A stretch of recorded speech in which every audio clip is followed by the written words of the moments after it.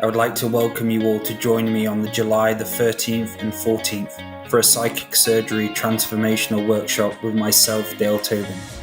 Are you ready to elevate your spiritual journey with psychic surgery?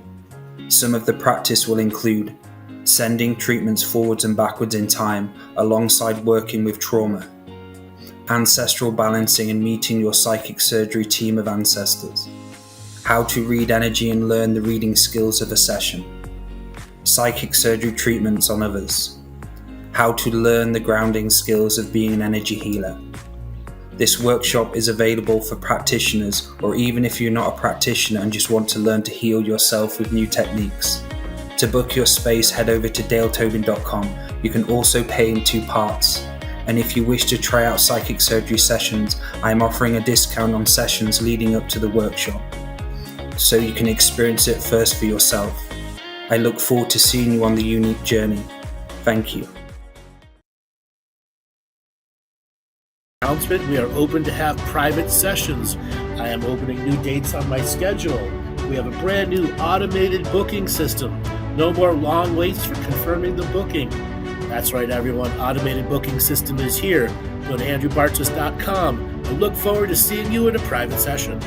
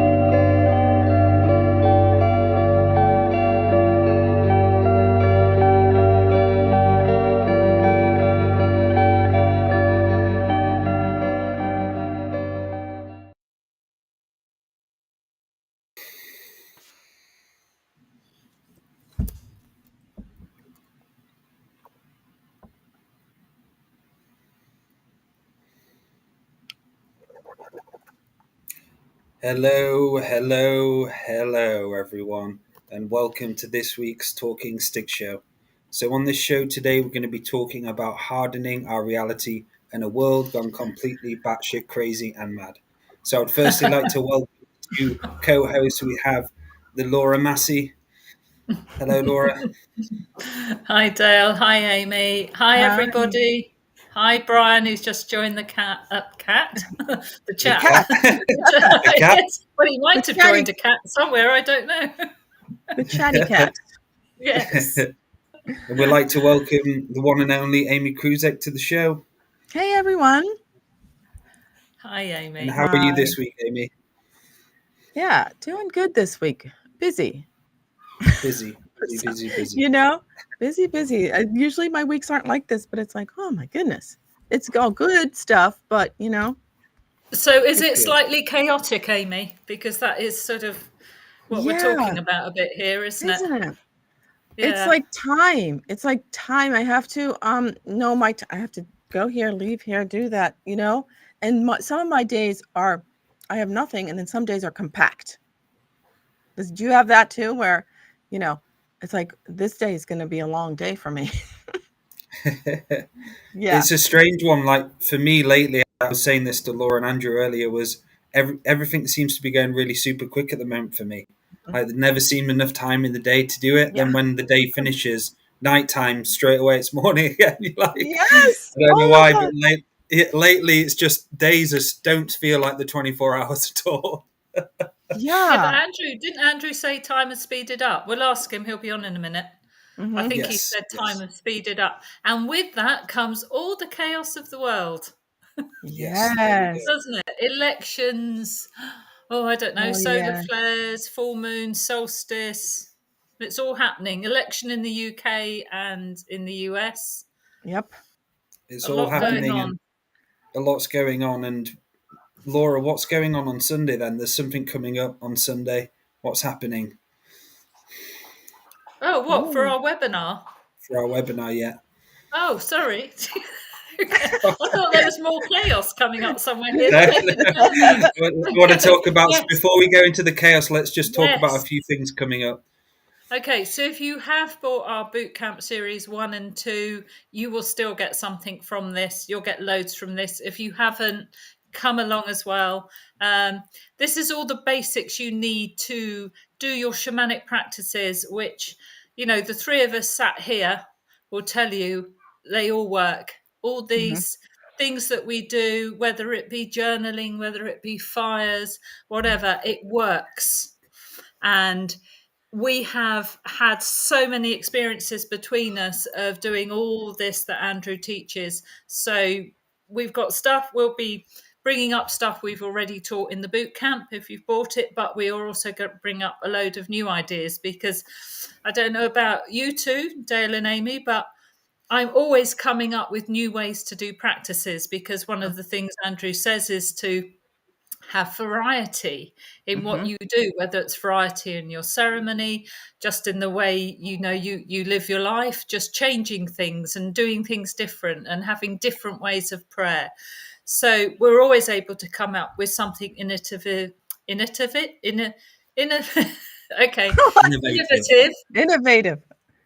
innovative. You. And new, which means the same thing. So come along. We're going to have a chat to begin with, a discussion between us, a little presentation, and then we're going to do Q&A with you all. So come along. And also we've got bonuses. What are the bonuses, Amy, for our upcoming US event that we're offering? Oh, bonuses would be a one-on-one session with Andrew. That's it. Yes. That would be a bonus. 3 sessions, aren't they? Yes. And for the first 5 and the early bird as well. Yes, the early bird. Wait, can I just say something about this boot camp coming up? You don't have to buy the boot camp to come to this webinar, correct? No. So that's what I mean. Whether you've bought it or not, come along, because you're going to learn something. It's not a repeat of everything that we're actually selling, because that wouldn't be the point. And this is free as well, so there's no charge for coming along to this. Right. So if you want to go on to the sign up as well, it's on Andrew's website. So if you head on to Andrew's website, you'll be able to sign up all the way through there. Right. So yes. So what Joel's saying is, sorry. It's all right. In the chat too, so there's a link. What's happening? What's happening, guys? Right. Chaos. I'm going to be quiet. Okay. I'm going to be quiet. You say yours, Dave. Go ahead, Laura. Go ahead. The first 5 who sign up for our event are the ones who receive the free sessions with Andrew. I think I've got that right, haven't I? Yes. Yes. That is right. Your turn, Dale. Over to you. There we go. So, Amy, what's happening in October then?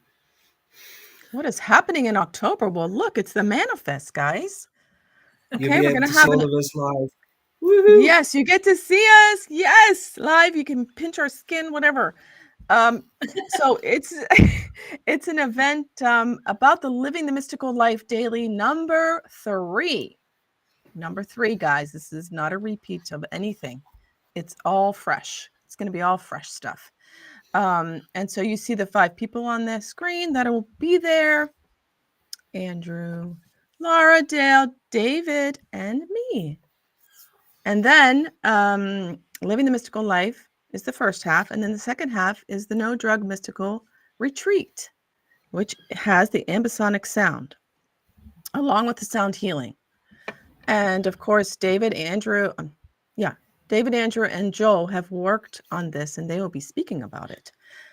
And we will be doing meditations with it. I have no idea what it is yet, so it'll be new for me Working too. with the Lucia light as well and the PEMF. Yes. Yes. Yeah, so it's a demonstration of what we do in combined, but added to the sound healing, isn't it? The ambisonic. Yes. Yeah. It's going to be an experience like mystical. There we Yes, go. absolutely. There we go, guys. Yeah. Yeah. So lots happening. A lot is. So let's crack on with the show. So the world's gone mad. So let's talk a little bit about some of the crazy shit what goes on here. We were talking earlier, and it's just like some of the stuff. When you're born, you get your birth certificate, you get obviously a number, you come into a schooling system, you then have to pay taxes. We do come into quite a crazy world, even though some of us don't realize how crazy it is. But in hindsight, yeah, it's very crazy. So, Laura, you want to talk first about some of the crazy things and mad things which happen here? Yeah, I mean, there's craziness, all the distraction that's going on with, as we said before, both in the US and the UK, on the political scene. All that is pulling people in to diverting them away, I would say, from their spiritual journey. It's all distraction, isn't it? Distraction. And then you get all the chaos, which makes people want to escape as well. So they get diverted into something else. And yeah, there's all sorts of things. I mean, in some ways, I think things are really hyped up. They're hyped up in the US. They're very much hyped up over here, whether it's moaning about the boat people or whatever. We've got an election coming up. Immigration over here. Immigration's always a big one over here. Yeah. I mean, they'll pull up anything just to. It's the old divide and conquer thing going on, isn't it? And get people against each other, get them in competition, and so on. And then you add to the mix the solar flares, the CMEs, and everything else, and full moon, and so on, whatever else has been going on, and everything gets amped up. And one thing I notice is that there seems to be triggers with people as well. I don't know if you two have noticed that. People are getting more triggered by things, or people are being pushed more into survival. That's another one that's happening at the moment. So it can create a really difficult world to live in. But that's if you're trying or wanting to exist in the world rather than with the earth, at the same time. And what we learn around here is, that it's word, thought, and action, isn't it, that creates your reality. And you can have that all going on, but actually create another reality for yourself where you dip in and out. We always say, and Andrew always says, you still have to pay taxes and things like that, but you can create another world where you can find the joy. Yes, I agree. I think that is very true. Same thing going on here, like you with we got the Karens and the Kens and all that stuff going on. But it is true. And how do we okay, guys, I vision this. So those ice cream bars with the hard chocolate on the outside and the soft ice cream on the inside? Oh, we call them choc ices. Okay, choc ices. I don't know what they're called. what they're even called here, but that's kind of how it feels like, right? It's hardened on the outside and soft on the inside. And I feel like that is how we need to be, like the ice cream bar. Yes. Like just kind of like and have yummy. that, and yummy, right? We're yummy. It tastes good. And although it, I don't know, that was the feeling I was getting as you were talking, having that kind of hardness and softness at the same time. Yes. Yeah. And realizing that. What's your take on it, Dale? Well, it's realizing you're born into a world run by idiots owned by psychopaths. And that's just innately the truth of how this world's set up. And everything's strategically planned in a way that a lot of people don't realize how controlled and how mad the world is, because they're under the spell, basically, given the kind of like, it's a fake reality for a lot of people, but people are fed the fear and they just kind of like accept it, don't they? The reality is like that. They give themselves away to a job where they're very unhappy. They work their ass off. They knock years off their life by working too much. And they're enslaved by chasing the money at all times. So a lot of people don't realize the world is run by crazy people, but it's people like us who have a spiritual practice and understanding, where we go through a death or we go through an awakening, where we realize how fucking crazy the world is. Like, to actually think that we have to pay to live here on a planet is fucking insane. Like, you literally have to work, have paper to eat, to do this. Like, realistically, looking that from neutrality is fucking crazy. Like, no other planet you have to pay to live on and actually, buy stuff and have the value of someone who's got loads of money, someone who hasn't, and all of those different things as well. Well, the thing is, that's because we take on the unlimited point of view, and until people can grasp the concept of the unlimited point of view, they're going to be limited by what the system is offering and think that's all there is. And then, hopefully when they start to see there's an unseen world that you can actually communicate with and it works with you, whether you call it the universe, whether you call it God, whether you call it great mystery or great spirit, it actually will co-create with you. And you take a step there and then start working with the earth energies, which is what we're always saying, work with the earth energies. And then what you can create is quite incredible. And it can run alongside or like weave in and out of the matrix, if you want to call it that. And it can do, and us three are living proof, and Andrew and many others out there, that you can do it that way. And I think when you talk about the hardening, Dale, for me, it's a fortification, isn't it? It's not even like a massive protection. It's like a sort of a fortification, or I don't know what you thought when you used the word hardening, but I'm taking it as like just a little bit of softish protection against what's going on there, because you can't battle something, can you, with the same energy that created it, because it doesn't work. So you don't go head on at something like the system. You work around it, don't you? Yeah. You exist with it. You out-create it, which is what Andrew's always teaching.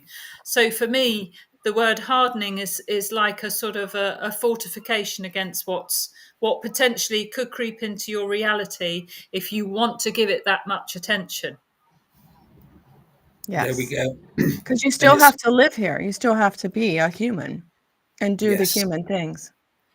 And what you're looking at looks back at you, and if you're always looking in at that fear and the system and all of the shit, all the shit just stares back at you. And a lot of people come see me in sessions and they become quite mentally unwell because of it, because they feed in and they see all the negativity and they don't learn how to make it so they don't allow it to completely overwhelm them. And a lot of people get overwhelmed. They come into spirituality, they learn about the reptilians, who learn about all of the secret space program, all of that, and that's what they look at, and all of a sudden they go a bit crazy. So it's like how you can be in here but not get overwhelmed with the information, even the spiritual shit. Don't lose yourself in spirituality. Have a spiritual practice, but don't go too far where it's 24/7, 7 days a week. You're talking about spirituality, because that ungrounds you. And again, that creates a weakening in your energy field.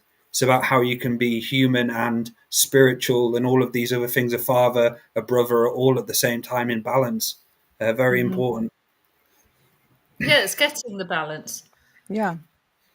It's No, I almost mean, let's like, face it. Go on. yeah, go ahead.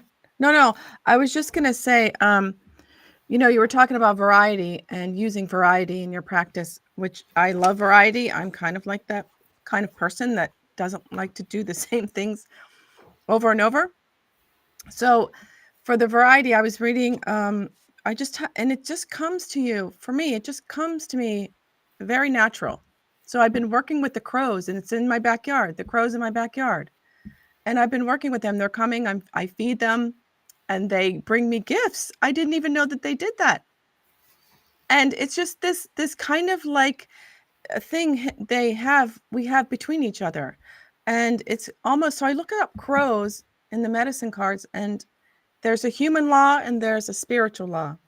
And that's how the crows work. And I just thought, well, that's good for today. We have a human law and we have a spiritual law that we can work with. Yes. Yeah. The universal laws. Yeah. It doesn't have to all be human law. There has to be a balance between them.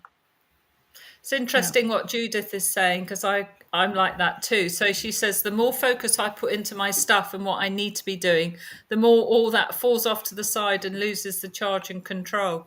Mm-hmm. Which, it does. And it's also like, for being, we were discussing this very recently related to me, it's actually being in the moment and not having all your energies out there ahead. I mean, some people have their energies in the past, don't they? What's happened to them in the past, old loves, or they sort of sit in the past, and you haven't got the power of your presence, your iron presence at the moment, if a lot of your energy is lost in the past. For me, it's like maybe worrying a little bit about the future, what's going to happen. Or, I mean, I try not to, and I still do a lot of practices, but I have to remind myself to be in the present. And it's such an old statement, that one, but I still have to remind myself to be here now, to do the meditation, because, we lose pieces and parts of our energy, our light bodies out there all the time, don't we? And part of Andrew's teaching of precognitive and postcognitive workforce is that you are in control of your light bodies being out there. They're not just going out there like because you're living in the future, worried about something that could potentially happen. You're actually setting things up for yourself in the future if you're going to use your light bodies. So there is a difference in that. And Dale spends a lot of time bringing back people's light bodies who've gone off all over the place. They've gone rogue. Did they go rogue, Dale? They go rogue. Rogue shards. That's important as well. I've just got a bit of a shadow on my screen. I do apologise. I need to put some more light on my screen. And what I've noticed is how important inner work is, because like Laura was saying, Laura, you had a past where you worked a certain job, and I had exactly the same experience where you were required to not be in the moment, to be required to be working, planning ahead, and so on. And I had the exact same. I worked in the restaurant industry, the hospitality industry as well. So my kind of do going in the future was there as well. And this is how important the inner work is. And if you do have parts of you which are like that, allowing yourself to dive deep into how to kind of flip the frequency on it. Like, it's like I had loads of shit where I was just moving too quick, moving too fast. And I'm still working on it. I'm still planning too much shit in my head. Then I have to literally say stop. So spirituality, inner work is so important to be able to harden yourself as well. Very, very important. Yeah, well, it's about being sovereign, isn't it? And having your energies working for you, within you at that moment. Because if you're scattered, then you're easily going to be pulled into all the crap that's happening out there. And when you're centered and in the moment, you're less likely to be so influenced. Yes. Ooh, Dale. Dale. Hi, Andrew. Hello, Andrew. How's it going? Good. It's going good. We're having a good discussion here about the hardening of our reality. with all the crap that's going on out in the world. That's not a sexual reference. I'm just No, trying you're to on the find wrong the show. light, guys. Wrong Have a show. light That's on. next week. Wrong show. Well, that might help some people in their hard realities. Getting laid a Well, little bit. that's true. Sorry to disappoint, guys, if you came for that. Yes. Mind you, our shows have always managed to change direction sometimes, Yes, haven't they? yes. Dale just finishing his quickie. No, I'm trying to get more light onto the screen. I was like in a proper shadow. He shut himself like, away in the bedroom. You look like you're a playing shadow. with your phallus source. There we Yes. go. So where were we? We were So the last bit we were just talking about not being in the now moment, weren't we? That was the last part we were talking about. Mm-hmm. Amy, what about for you? How important is being in the now for you? Oh, wow. It's very What a light important. worker question. Yes. Well, we had to Andrew's on the wrong show. What's it like? It feels like, just bliss and no. I don't know. Do we know when we're in the moment? Like, I don't know. It's just, you're in the moment. Setup question. It's a setup question. It is a setup. Dale, what's it like living in the now? Considering all the teachings about this show are about living in the now. Yeah, so what we were talking about, Andrew, before you came in was like, the do and always trying to charge forward all the time. So that was just kind of like the setup for talking about the now. And Laura actually brought it up as well, talking about moving in the future. But doers don't live in the now. Yes, that's what we were saying. Yeah, exactly. But I was saying we'd have more power if we brought our energies back for the moment rather than charging out ahead.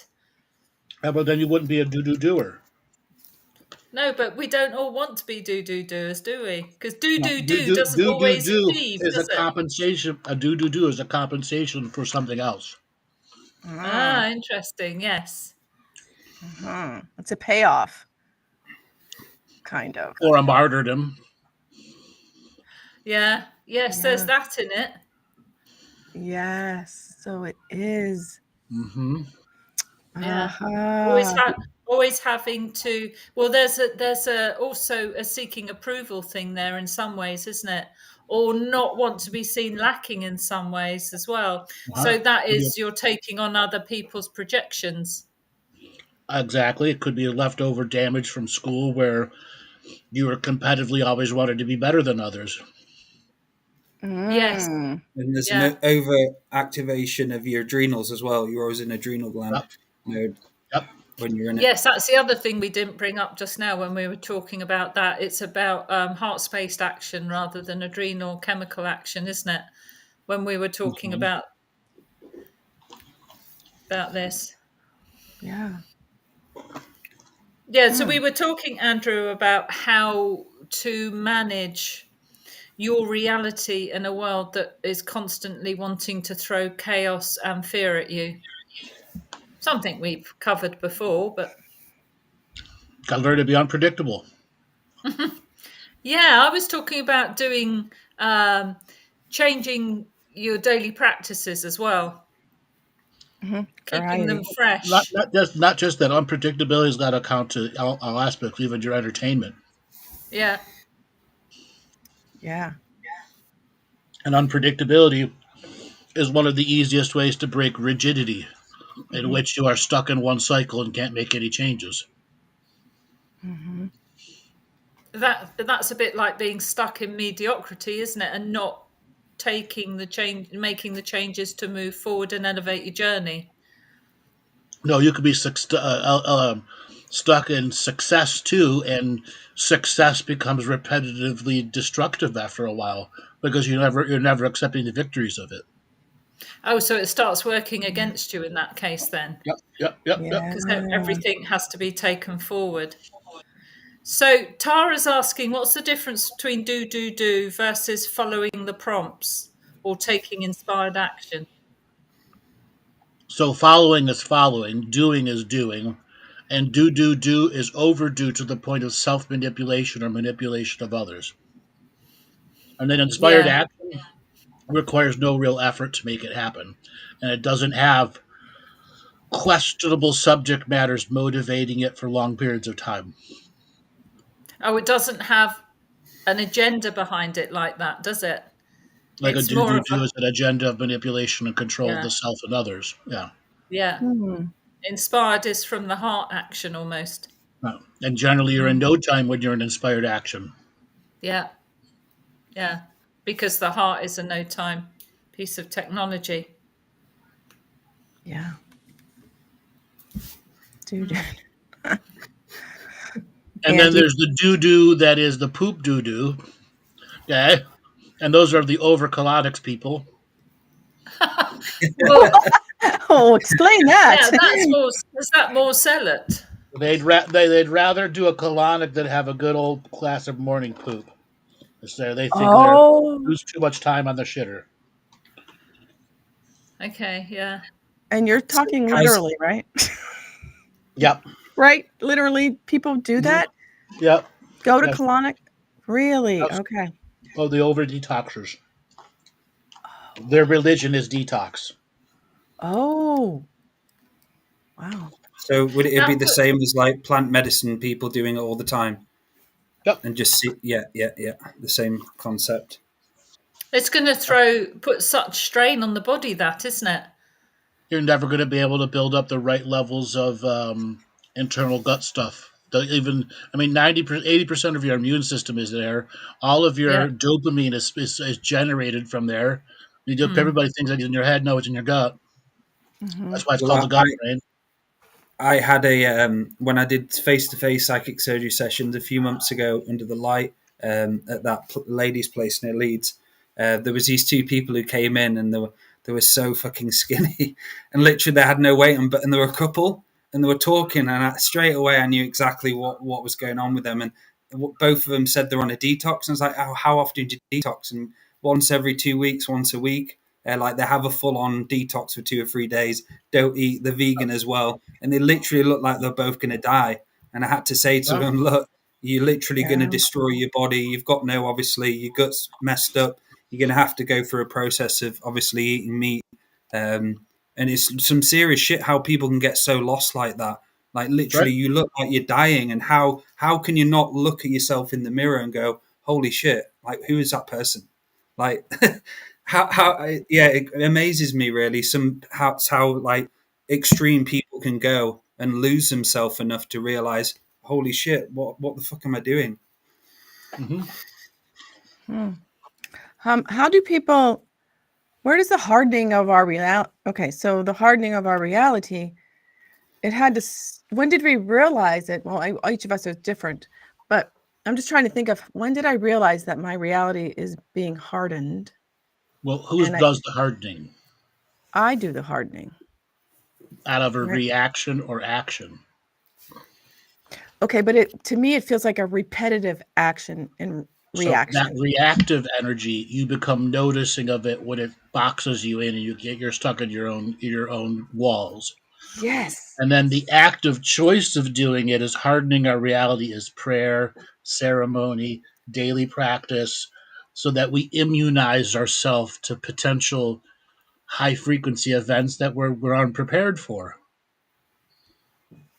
Huh? But our Yeah. walls don't limit us. Mm. Right. That's the difference.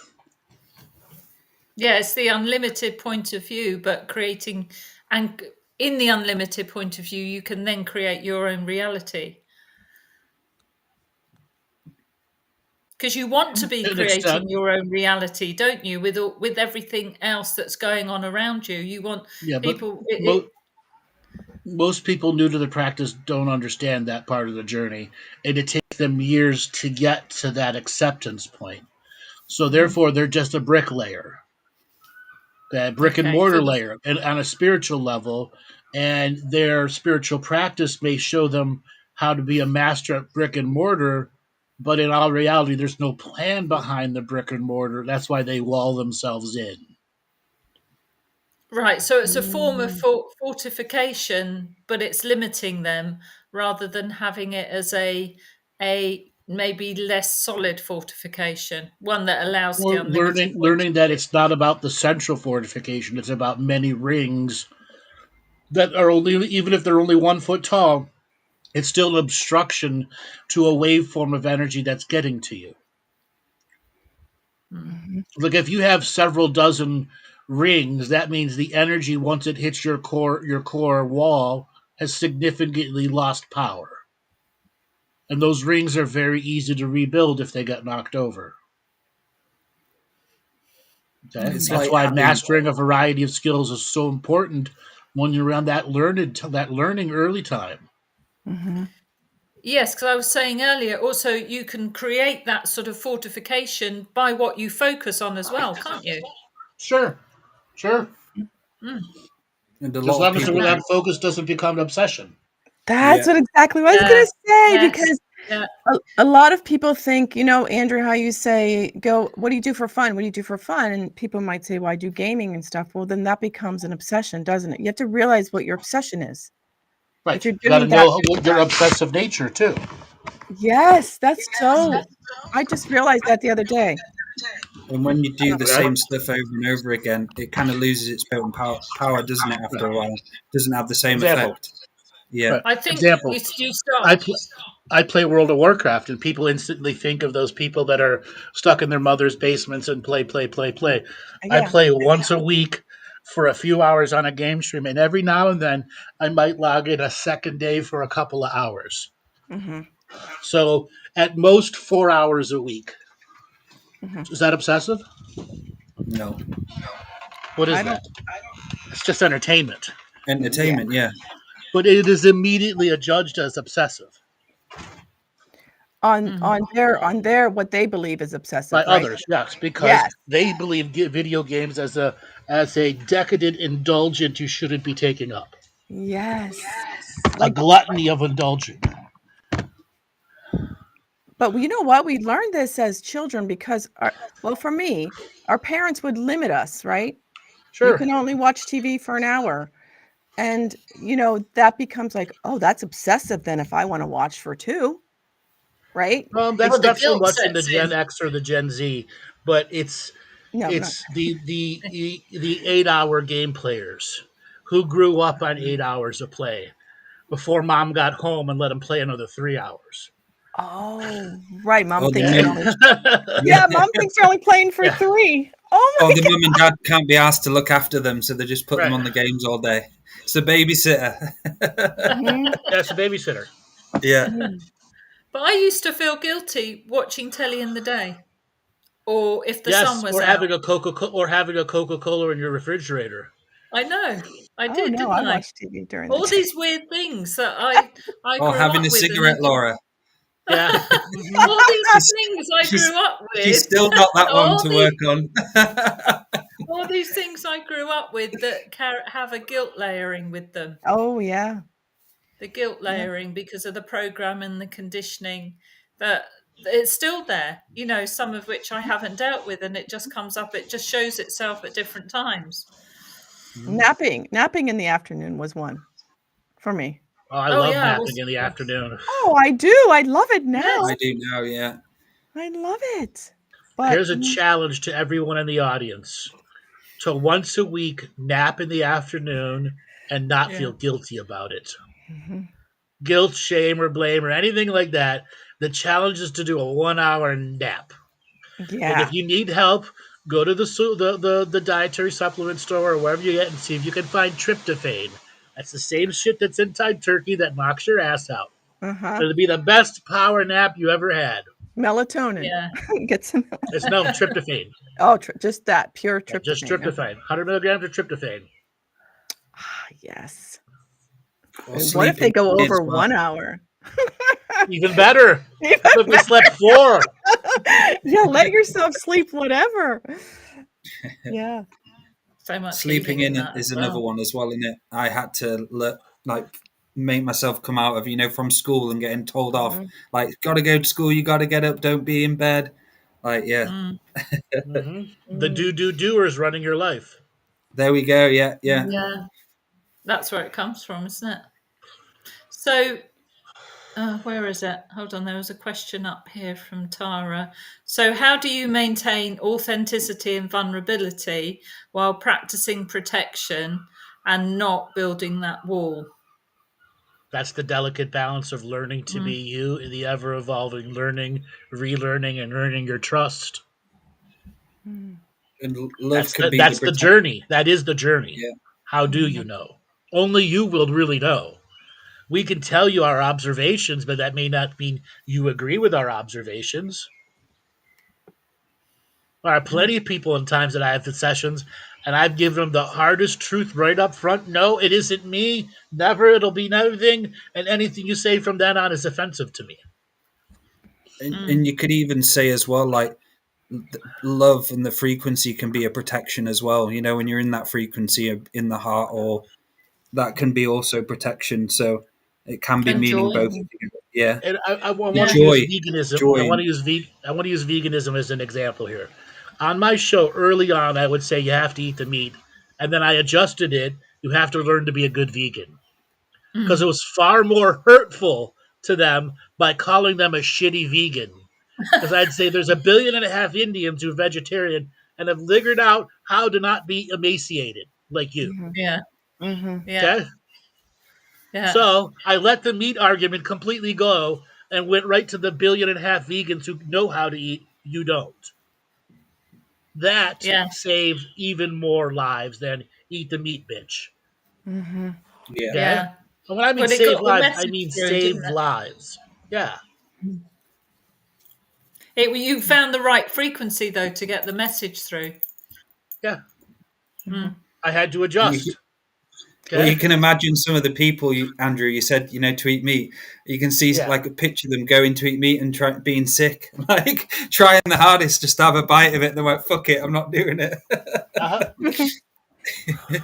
I think that's important, the adjustment periods that happen. Yep. I think that's important for you to know those and know what they are, to adjust to what you need now. Oh, I need this week. Last week I needed that. This week I need this. Yeah. Well, that's why counting your protein is far more important than anything. It is the protein that keeps the body alive. Mm-hmm. Okay? You can still have 40 grams of protein and still be at an 800 calorie a diet day, okay, versus a 1,200 calorie a diet day, which is average for a woman and 2,000 for a man in a state of growing. Okay, that's standard. That's standard conceptual and dietary math. The real dietary people, not the fake dietary people from Western medicine. Mm-hmm. Okay, you need calories to do what? Think. Process your liver to process stuff. Heart rate, all the make blood cells. That's why we need calories. Yeah. Okay, we also need to be able to expel that stuff. That costs calories too. And you get a lot of people who actually eat meat, and I've seen this, and they don't eat enough meat. They'll have maybe a chicken breast or a small chicken breast, and that's all the meat during the day. You tend to find that a lot as well. Meat eaters don't eat enough meat as well. No, they eat I've one seen meal a day and snack in between, and they Yes. have shitty snacks, or they don't snack at all because they read one time eat one meal a day, and you'll cut your fat growth out, which is total bullshit. Okay, Yeah. it's all about understanding your carbs and sugars. Okay, Mm-hmm. that's ultimately what's going to put you in ketosis. Okay, And you lose muscle when you don't eat protein. that's right. Yeah. First thing the body does is eat that muscle for protein. Yeah. And Yeah. you need spiritual calories too. Sure, their regular calories convert to spiritual calories to create spiritual Yeah. calories. Yeah. Yeah. Our sexual energy is regularly being converted into creativity, etc., whatever it is for motivation. And that's why a lot of people lose libido. Mm-hmm. Let's talk about intermittent fasting then, because that's a big one, isn't it? A lot of people are intermittent fasters. Oh, You see isn't it. it? Yeah. Mm. Okay. So intermittent fasting is never meant for anybody that's a beginner or an intermediate. It is meant for those people who have already mastered their dietary journey. And I mean mastered their dietary journey. They know their body. They have done the journey of understanding, and then understanding what is intermittent fasting. All it is to get a moment where there's no incoming food so that you regularly can expel more than you do in a week or a few days. Okay? But with a balanced diet and a balanced gut protein, you don't need to go through intermittent fasting. It is a group of people who assigned one aspect of a qigong technique that said if you intermittent fast like a Chinese master from 1,000 years ago, and that Chinese master maybe lived on 200 calories a day, which is a half a bowl of rice and maybe 3 pieces of chicken, because that's all they had because they were at near starvation, and they developed qigong and yoga because of starvation. That's right, all you yoga people that are out there, every single one of you, yoga was designed for people during famines and starvation. They discovered when you had food, yes, it benefited your life, but its original invention was for people in famine starvation, to overcome the need to eat your neighbor. Wow. I don't want to eat my neighbor. Okay? Oh. And, she's going to have some good energy in her. Okay? She does yoga. Oh my gosh, that's a funny thought. Wow. What was I going to say about the hardening of our reality? Oh shoot. So does our reality get hardened? So like all these things, like, when you were saying, Dale, about the intermittent fasting, we listen to this person and this person. There's so many people out there, right? That come through your feed or come through this and, talk about this. It's like, I guess it's up to us to decide, do we listen or not listen? Yeah. Yeah. Amy, the amount of people who actually just don't listen to the body at all, what it needs and what it wants. And again, it's all ideology. I heard this one guy on YouTube talk about it. I'm going to follow him and completely, copy exactly. Yeah. So, yeah. Or bastardize what they say. That's it. Most of them bastardize a guy's teachings and therefore make their mistakes. Yes. They don't actually follow the real protocol. Oh, true. I do believe that when you see them. I do believe that. What is the discernment then for people who just listen to the first person that they see and like, oh wow, that person has no discernment. Okay, right. It's a sheep. So they need to learn discernment first, which is practice. Understanding how we can lie to ourselves very easily, color subject matters with a post-cognition process that fits our ego. And trust. Hashtag the light worker community. Okay. A couple weeks ago, I had a lady call in that I said, when I got to the what's going on with your diet? And she says, I eat fine. Well, why everything I'm looking at you, do you have this, purple energy around your liver because you're not processing anything and your body's in a completely sluggish mode. You're not producing any real muscle. You're not producing anything. It's because you're skipping at least 8 to 12 meals per week. And it took her a while for her to get past her ego and realize I probably do that. And I go, the only way you're ever going to know is record it. And by your own written hand, that has enough truth behind it. If you can overwhelm the ego programs in you that will make you lie about what you write down. Yes. Okay? Yes. That's the only way you're ever going to know. Don't take my word for it. Take your truthful word for it. And at that point, you'll understand when I say you're skipping 8 to 12 meals per week. Okay? That's 30 meals a month, 30 to 40 meals per month you're skipping. How are you getting regular protein? You're not. No. So would that be something like the inner dickhead or an inner program kind of subtly, Unfortunately, a lot of people grow up with weird food programs. Women have a lot worse job, a worse time at it than men because body imagery is so much more cultivatedly important for them. Okay, they cultivate an importance of body imagery or get shamed or whatever else, and they develop bulimia, they develop anorexia, they develop picky food syndrome, and therefore they use it to justify to eat nothing. Wow. And then add in you're killing the animals to that whole process. It's a toxic mess of self-destruction. Yeah. I don't want to pick on the vegetarians alone. Mm-mm. Okay, so let's look at the people that will say I'm allergic to this food, and then you ask them if you've ever eaten it. No. How do you know you're allergic to it? Okay, you created a defense at a very young age for whatever reason that was saying no to the authority around you. Okay, Oh, is the it a authority was way mom of and dad. taking? Eat your food. Is it a way of taking control of your reality? Manipulative control. Yes. And what about the people in their adult ages who all of a sudden have an allergy to something like gluten? Is that again that same thing, saying overriding what you need for your body? So the gluten people are weird. There are people with gluten issues. Don't get me Yeah. wrong. Yeah. And as soon as they take gluten out, they don't have gas, they don't have upset stomach, they're able to sleep longer periods of time. Um, but generally, gluten issues, milk issues, are an unstable gut. Okay, meaning you've probably got a mix of parasites with candida and something else going on, which manipulates your eating habits. Candida You- absolutely makes you want to have sugar. It So, puts an impulse, hormonic impulse for sugar in you. do you get a lot of Okay, people who are gluten free, Andrew, who have it in through the DNA, the family lineage? From someone who has it in their lineage, can they pass it on, the gluten so stuff? is gluten free genetic? The gluten issue is genetic.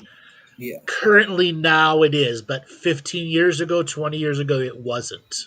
Okay. Okay, and it's because of the toxicity levels of highly refined bleached flour breads.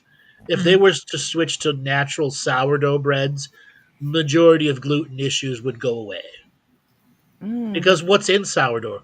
All the other good nutrients and shit and bacteria that you need for a good gut. Yeah. Okay? It's like the bread's got bleach in, doesn't it? The white bread, they've actually put bleach in it. Yeah, because they use the bleach to kill all the little microorganisms in it. Yeah. Wow. I don't know if there's any question. Is the gluten issue not, this was from Tara, is the gluten issue not as a result of the chemicals or the processed food? So it's split half and half. Half have an issue with the chemical foods, the chemicals, and a screwed up gut, and the other half, it's the processed food that screws up their gut. Okay, combined with sugars. Like there are a lot of people that like I don't eat any sugar. Do you eat fruit? Yes, you do. Yeah, You got yes, sugars. you do. You have carbs. You have sugars. Yes. Your liver converts things into sugars. Okay, then you have to understand how you convert. Like Irish people, real deep Irish genetic Irish people need more sugar in their life. Why? Because they grew up in a cold ass rainy country that they needed to be able to have instant heat and warmth.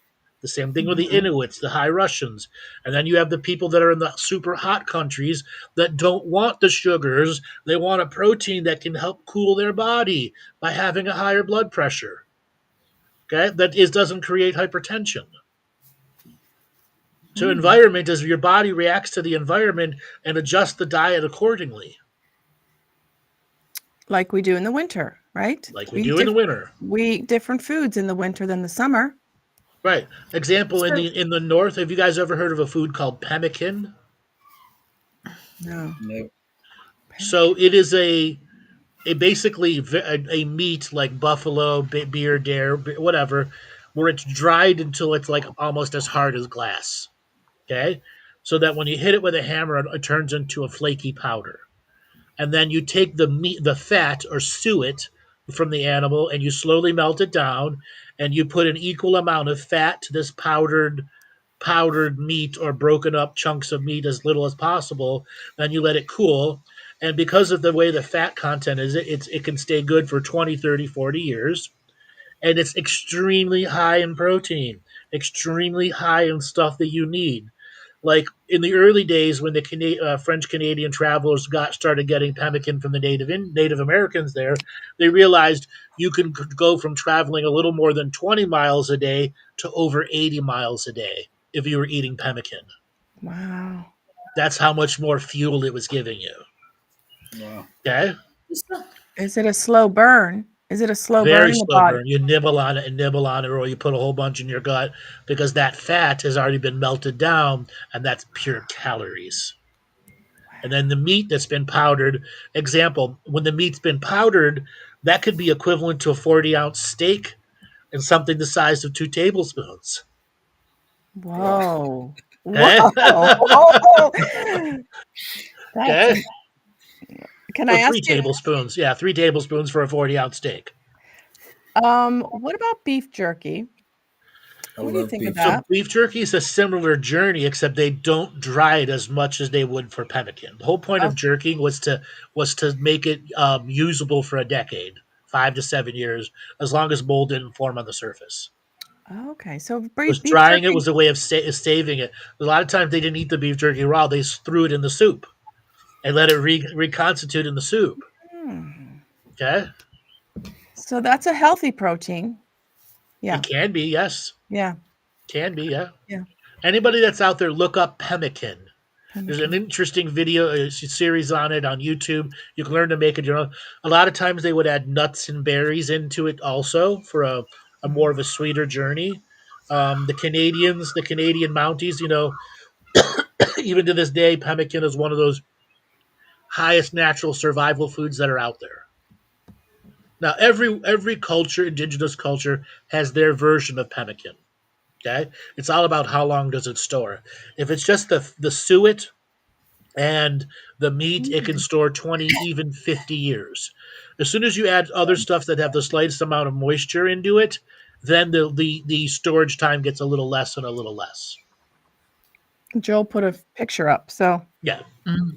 cool. Yeah. Okay. Oh. What does it taste like? What's it taste like, Andrew? Like beef jerky with fat. Just yeah, I can imagine. Yeah. Okay. Sometimes you add salt and pepper to it. You could add other salt, pepper, cumin, cinnamon if you have it, and Mm. it's sweetens some of it. But a lot of people would just take their pemmican and throw it in a pan with some potatoes and whatever wild vegetables they could follow, and make a stew out of it right away. Okay, so you could eat it raw and fully survive and have no problems, or mix it with something. Mm-hmm. Okay, stew, soup. Meatballs and sauce. Well, no, you wouldn't make meatballs out of pemmican. You just make like a stew out of it. You tell him. Okay? But that one bowl of soup would be like 7,000 calories. Mm. Okay? Wow. A lot of people look at calories though when they're eating. Yeah. Oh, that's too high fat. But there is a good fat and a bad fat. Sure, fat is not destructive as much as they want to tell it to you. Yeah. Okay? It is not. No. You need to Well, there have was fat. that back in the day. Was it round about 2002, 5, where it was just everything was fat free? Like literally, Mhm. that's all the adverts were talking about: fat free, Right. healthy, and so Tastes on. like shit Yeah. too. Well, they used to say half the fat, didn't they? And it would be half the taste as well. Right. Half Oh the God, taste. Greek I yogurt know. without fat. Oh my God, it's disgusting. It's disgusting. But when I was I was out younger, I think.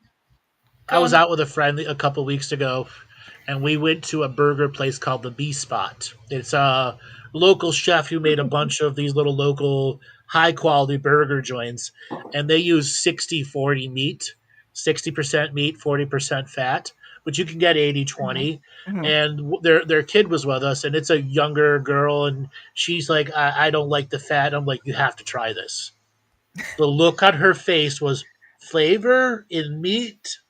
She couldn't believe it. Couldn't believe it. And now she takes all her friends there because of this. And she's like, I go to the grocery store and I can't find them. I'm like, you're right. You're not going to ever find a 60-40 blend in a store. when I was growing up, that was commonplace. And then it went to 80-20. Then it went to 90-10. Now it's 92-8. Yeah, it is. Yeah, 8% fat or even 3% fat. Mm. You know why they get less and less fat? Because they can give you more asshole, tail, and lung in your Okay. beef. Uh, Okay? The Mm. less fat, the more chunkage that you don't want to eat. The tail, the snout, the hoof. Okay? Interesting. yeah. So you They see sell a it lot as of being people lean, don't they?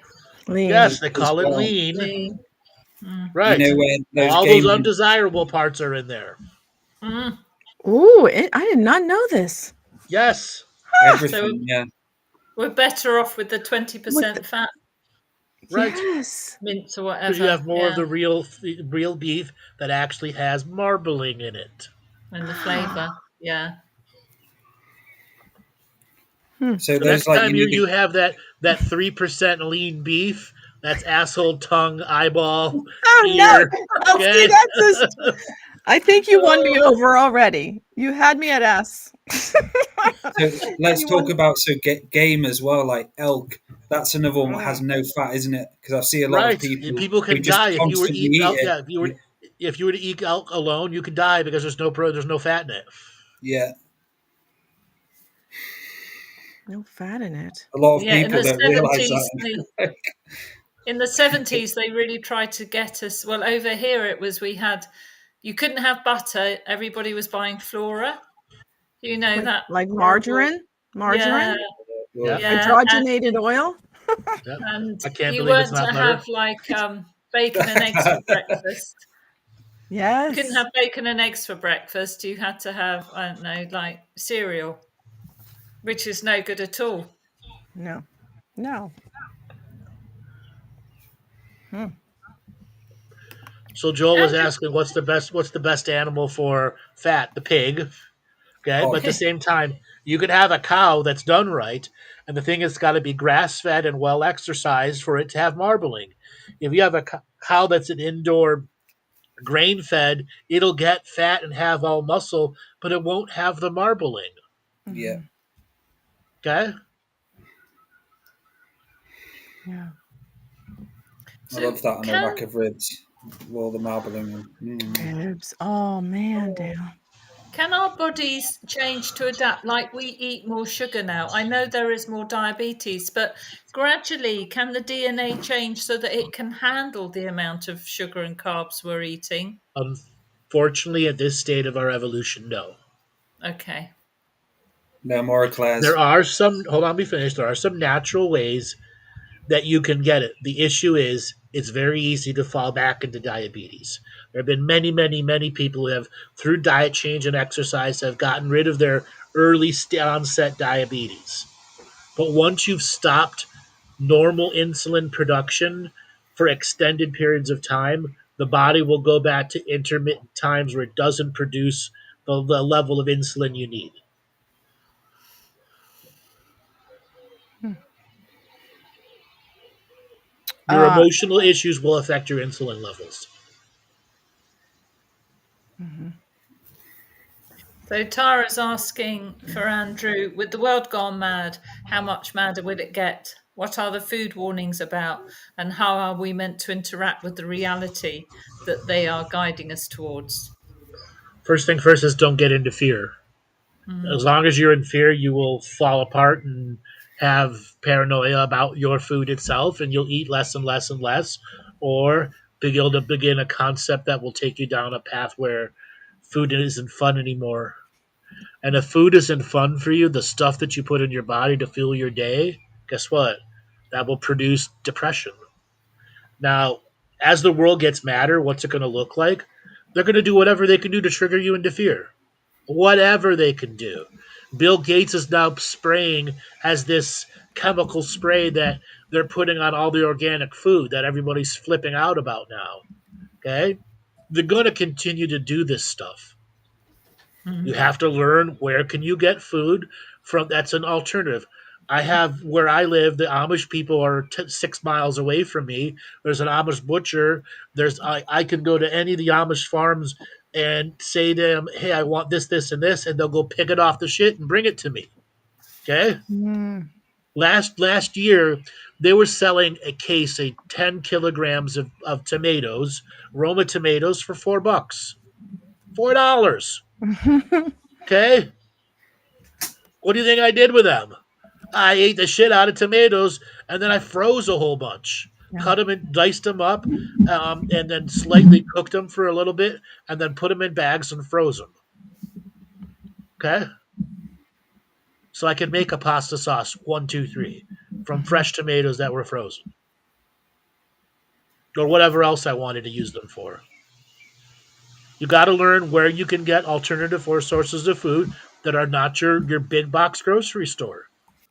As well as, okay, in the old days, Mason's jars, they would assemble food in the Mason's jars and it would stay good for months, years even.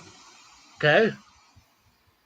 There are many old world cooking techniques, but you got to know what you're doing. You got to have the motivation and the desire and the energy to go ahead and do that for yourself. Yeah. So there's your answer. Don't fall into fear. Learn a way to outcreate the system that wants to put you into fear. Okay? Grow something. Anybody can grow tomatoes, beans, all that stuff. And you can even grow them indoors during the winters if you're willing to sacrifice a space in your house. Okay? Yeah. I'm quite hungry now. I know. I know.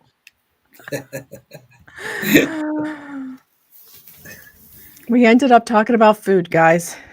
Yeah, but that's coming back to the hardening of reality. Exactly. I know. A lot of people's reality hardens from the fear of our poison food system. And we do have a poison food system. Yeah. Okay? We really do. But not every bit of it is poisoned. Okay? Yeah, you just have to put that effort through, to go look for it. Right. Because it's around. There's many people that have those community gardens you can. That's right. Yeah, go to. Yeah. Get back to the grandmother's kitchen. Make your own bread. Yep. What about water then, Andrew? What would you recommend the best way of treating water? Because I know a lot of people get a bit crazy and they go on distilled water, and obviously that doesn't have any minerals. It actually takes some minerals out. What would you recommend the best way of drinking water? Like what type of machine and so on? Standard reverse osmosis filter you can get from any hardware store that installs underneath your sink. It's got a paper filter and a carbon filter. Sometimes two paper filters. It's a 1, 2, or 3 stage filter, and that filters out the bad stuff, but the good stuff's left in. The thing is that doesn't get out your fluoride. Okay, there's a very specific fluorides are very small on the micron levels. Okay. Unfortunately, we have to live with what we got. And when we go to 2 levels of extremes, we create a paranoia inside ourselves. Your standard two filter thing under the sink filter. Okay? Costs maybe $60 to buy, and a plumber can install it for probably $100. Okay? And then every 3 months you change the filters yourself.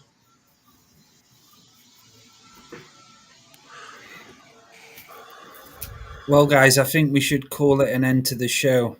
It's been really fun. What a dive into different topics, and now it's made me really hungry. You're going to come out here and start raiding the fridge, Dale. Yes. So, Laura, how can people get a hold of you? Okay. Are there any other announcements we've got? We've done them all, haven't we? We've done them all. Yes, okay. Everybody come to our event. We have our webinar that's going to be coming up. Sunday. Yes. I believe the first 5 people that sign up for that during that webinar will get a half-hour pre-session with me. Yes. Live in the flesh. That's right. Not at the event, but afterwards you'll schedule Oh, afterwards. Oh, yeah. because that's 2.5 more hours. That's too bad. Yeah. Oh, my.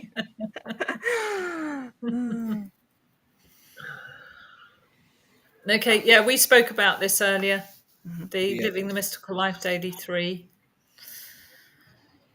and our No Drug Mystical Experience. That's it. That's what we're doing, isn't it? And a chance to meet the team. Myself, Amy, Andrew, Laura, David will all be. David. Yes. And Amy. Yeah. And Joel and Morgan. And Joel and Morgan. Joel and Morgan, yes. There we go. You'll be And the baby. And the baby. And the baby as well. There we go. Yeah, it's going to be a good one. Okay, so I'm at Laura2feathers@gmail.com or 2feathersmedicine.com. If you'd like to have a session with me online, help you on your shamanic journey, help you create that fortification or help you harden that reality in these difficult times, or come to your ancestral fire with me. Yep. Yeah. Thank you, Laura. Amy? Yeah, you can reach me over at the UCM community with David Ellis and I at community.universalcitizentv.com, where we have free resources, meditations, free documents such as legal and business. We have AI tools and software, and we have live certified classes such as counseling and yoga, actually, Alliance. So yeah, come join us over there. Thank you, Amy. Andrew? You can go to my website, andrewbartzis.com, have a private session with me, sign up for the boot camp. In the top left corner next to Dale is the QR code that you can use to scan for the live event that will be in October.